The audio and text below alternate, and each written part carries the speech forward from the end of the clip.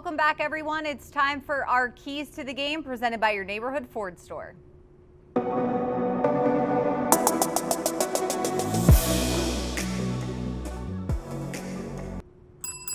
right, Labs, the bell means you're up first. Give us your key to a Steelers win on Sunday. Don't give the Cowboys any reason to believe early in the game. I remember that maybe the most disastrous instance of losing to a team you should beat lately was out in Oakland. Terrell Pryor was the Raiders quarterback at the time, and he went 93 yards for a touchdown run on their first series. And I just thought that kind of really energized the Raiders and sucked the life out of the Steelers. You don't want to get caught in anything like that. You don't want to do what happened against the Tennessee Titans, although it happened in the second half with the busted coverage on the 70-plus yard touchdown pass that kind of woke up the Titans.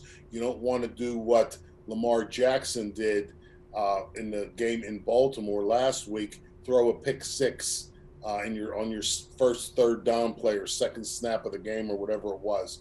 So the Steelers need to avoid that kind of stuff. You don't necessarily have to jump out to an early lead and blow them out right from the beginning, but if you don't give the Cowboys any reason to believe that they can win, they won't. Okay, Prisuta, what's your key?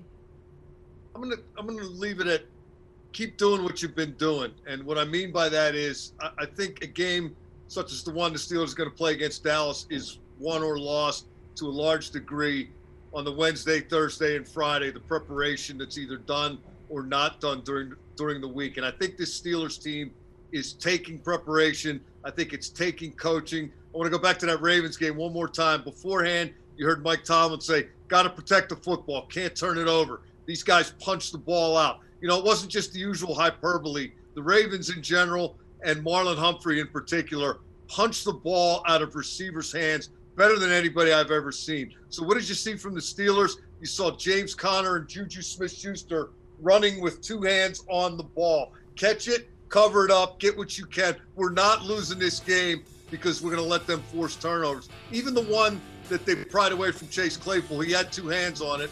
Just a great play by Peters. But I think the Steelers have been really good this year at identifying what matters and what doesn't and paying close attention to that. And they're disciplined enough to stay with it. So I think they will have their bases covered. A little baseball analogy for you there, Labs. I don't think they're going to get caught sleeping at the switch against this Cowboys team, which could induce slumber. I think I'll have to ring my bell for you using a baseball analogy on Lab's behalf, of course. All right, Matt, give us your key to Sunday. Yeah, it's along these same lines. I think you just have to recognize how desperate this team is and recognize that they still have some very good players. You know, Zach Martin, their three receivers, Zeke Elliott, a couple guys on defense that can be impact players. And if you allow them to be and get them in a position when they can hurt you, they might. But what I really mean by that is be very aware of surprise on sides, flea flickers, you know, zero blitzes, things like that are just desperate teams need to do because they're a desperate team. Okay, guys, that's going to do it for this edition of the Matchup Show. For Labs, Prisuta, and Williamson, I'm Missy. Thanks so much for joining us. We'll see everybody back here next week.